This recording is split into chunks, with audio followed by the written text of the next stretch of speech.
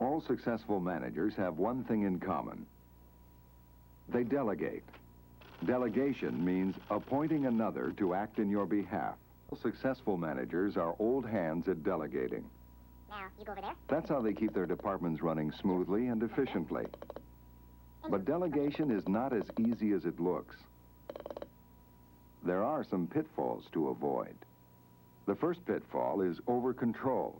The over-controlling manager emphasizes methods over results and never leaves subordinates alone to do their work. The second and even more dangerous pitfall is overruling authority once you have granted it. Here's the new office furniture you told me to buy. It's green. I hate green. Not only is the subordinate's freedom threatened, but other subordinates will feel insecure too. But you told me I could pick it out. I don't care what I said. Take it back now. Your job will become harder as they look to you constantly for approval. Is this okay? In the future, they will be less likely to take initiative. Am I doing it right? The third major pitfall is the failure to communicate and establish controls. This can lead to serious misunderstandings. I thought I could spend whatever it took to get the job done. You never told me there was a budget. You never told me you wanted it tomorrow. You should have told me while we were doing it. Now it's too late. This never has to happen if you delegate properly. I'd like to know more about that. First, you have to decide what to delegate. Ask yourself the following questions. Can someone do a better job? Can someone do a competent job even if their performance is not up to your own? Time is valuable. Could a subordinate do a more cost-effective job or a faster one? And finally, can someone be trained to do the job? Of course, you can't delegate everything. There are some jobs only you should do, like setting policy, long-range planning, and monitoring subordinates' performances. Once you've decided what to delegate, you have to choose the right person for the job. Yes, I've decided to put someone else on the newsletter. All right, I'll get back to you. Bye. Let's see. Who'd be the best editor? Take into account experience and qualifications, time constraints and workload, trainability, and the amount of trust you have in the subordinate. Imagine each of your employees performing the task you've decided to delegate. Josephine is really good with people. I wonder how she'd be. Have you found that UDC file yet? Almost. Oh, yeah, here it is. Craig, I have to set up an interview with the head of sales tomorrow. What's his name? But she doesn't know the company well enough yet. Well, there's Greg. Hey, Joe, Frank, check this out. Rose Hitchcock and Tony Vitelli, connubial couple of the marketing division, entered the state of marital bliss Sunday last. No, I don't think so. Which brings us around to Frank. Come in. Frank, do you have those reports you want me to type up? No. But they're due tomorrow. I've got to get this newsletter done by this afternoon. Frank is a very good writer, but he's so busy. Maybe Josephine could do some of his work. Once you have chosen the right person for the job, you have to communicate clearly and grant the proper authority. Begin with the broadest goals of the job. Emphasize the results, not the methods. Come in. Fine, fine. I'll talk to you tomorrow. Goodbye. Well, Frank, let me come right to the point. I want you to do the newsletter. Me? Yes, you. As you know, we're expanding rapidly.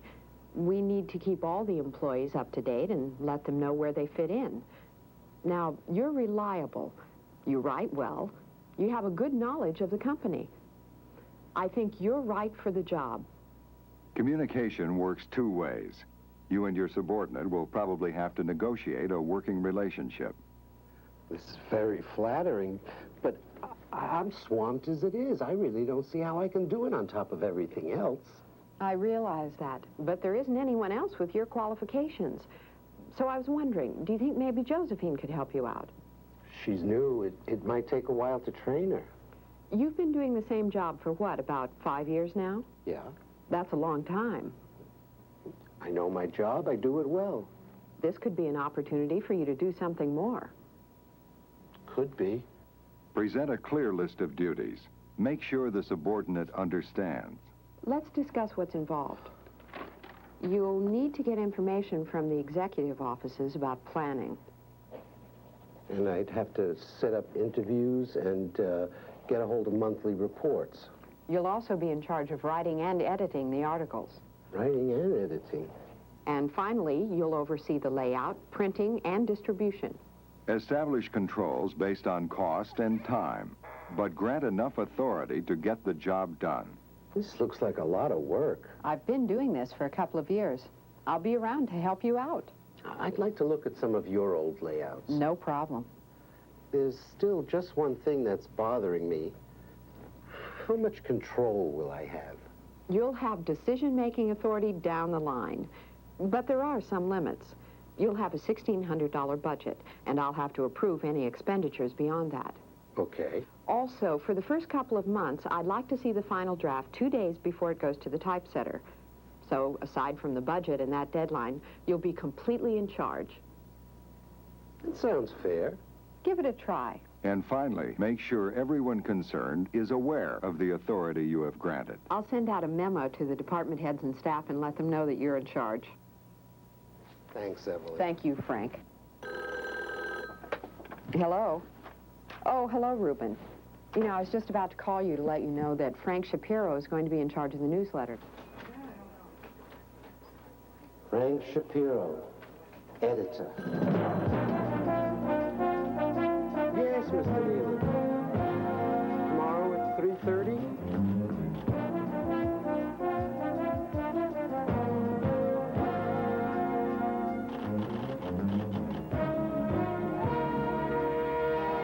Looks good. Print it. This is really interesting, Frank. Nice layout. And we even came in under budget. So you're leaving at 5. Things are running smoothly. Have you finished delegating everything you wanted to? Well, you never finish delegating. It's an ongoing process. Could you sum it up for us? Sure.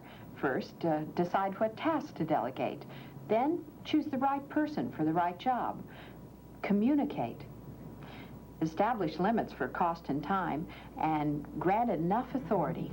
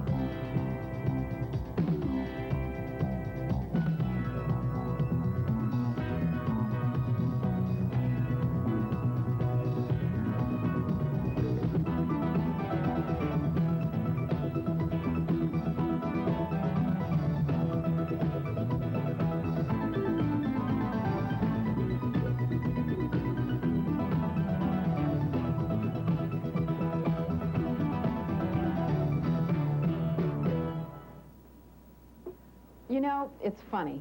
First, I thought no one could do a better job than I could. Then I was afraid someone would.